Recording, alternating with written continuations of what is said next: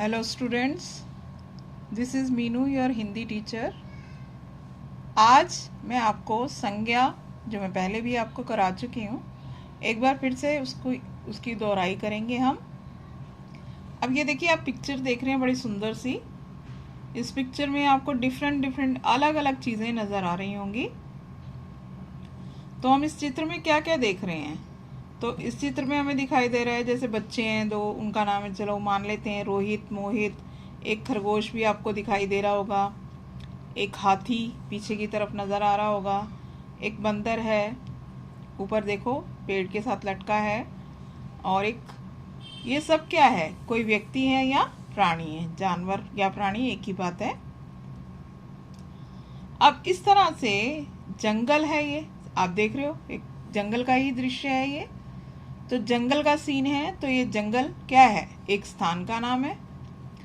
अब देख रहे हो उस बच्चे के हाथ में एक लाठी भी है, उसने, एक दूसरे बच्चे ने थैला भी लिया हुआ है, और बहुत सारे पेड़ भी आपको नजर आ रहे होंगे। तो ये सब क्या है? वस्तुओं के नाम, ठीक है। और आप अगर उनको ध्यान से अगर बच्चों को देखें तो आप देखोगे कि वो कुछ डरे हुए से नजर आ रहे हैं। तो उनको क्या लग रहा है? डर। तो डर क्या है? ये एक भाव का नाम है। तो इससे ये स्पष्ट होता है कि संज्ञा शब्द कौन से होते हैं? नाम वाले शब्द। किसी व्यक्ति, प्राणी, वस्तु, स्थान या भाव के नाम को हम क्या कहते हैं? संज्ञा। जिनसे हमें किसी व्यक्ति के नाम, वस्तु के नाम, स्थान का नाम या भाव का पता चलता है, उन शब्दों को हम कहते हैं संज्ञा। तो हमारे आसपास जितनी भी चीजें हैं लगभग वो सभी ही संज्ञा में आती हैं।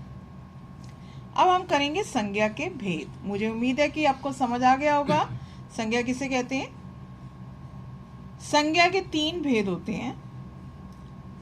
तो सबसे पहला है व्यक्तिवाचक संज्ञा, दूसरा है जातिवाचक संज्ञा, तीसरा है भाववाचक संज्ञा। तो कितने भेद हैं इसके? 3 भेद, व्यक्तिवाचक, जातिवाचक और भाववाचक। अब हम इनके बारे में भी पढ़ेंगे कि हमें पता कैसे चलेगा कौन सी संज्ञा किस तरह की है, उसका भेद कौन सा है। तो चलिए हम पढ़ते हैं। सबसे पहले है व्यक्तिवाचक संज्ञा। किसी अगर व्यक्ति, विशेष व्यक्ति या स्थान या वस्तु के नाम को व्यक्तिवाचक संज्ञा कहते हैं। जैसे कोई स्पेशल पर्सन है, जैसे कल्पना चौहान, कल्पना चावला, अमिताभ बच्चन, अक्षरधाम, रामायण, दिल्ली, गंगा आदि। ठीक है, ये देखिए आपको चित्र में भी दिखाया गया है, कल्पना चावला, अमिताभ बच्चन और अक्षरधाम। अक्षरधाम मंदिर आप सभी लोग गए हुए हैं, सबने देखा हुआ है। तो ये क्या है? जो स्पेशल एक किसी जगह का नाम, किसी व्यक्ति का नाम, तो उसे हम कहते हैं व्यक्तिवाचक संज्ञा। अब नेक्स्ट कौन सा है हमारा? सेकंड है जातिवाचक संज्ञा।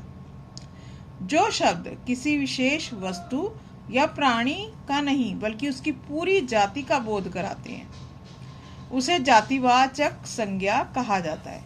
जैसे पक्षी, अगर मैं कहूं कि पक्षी उड़ते हैं, तो इसका मतलब ये है कि सभी पक्षियों के बारे में बात कर रहे हैं ना हम।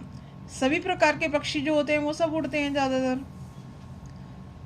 किताब, किताब में अक्षर होते हैं, अक्षर छपे रहते हैं, तो किताब, सभी किताबों में अक्षर छपे रहते हैं। तो ये पूरी जाति की बात हो रही है, इसलिए इन्हें कहा जाता है जातिवाचक संज्ञा। ठीक है। अब देखिए, पुस्तक या पक्षी किसी एक विशेष वस्तु या प्राणी का नाम नहीं है। पुस्तक सभी तरह की पुस्तकों का कहा जाता है, और पक्षी भी पूरी पक्षियों की जाति का बोध कराती है, इससे हमें पता चलता है। इसीलिए इसका, इन शब्दों को हम जातिवाचक संज्ञा कहेंगे। अगला हमारी आती है भाववाचक संज्ञा। तीसरा भेद जो है संज्ञा का, भाववाचक संज्ञा।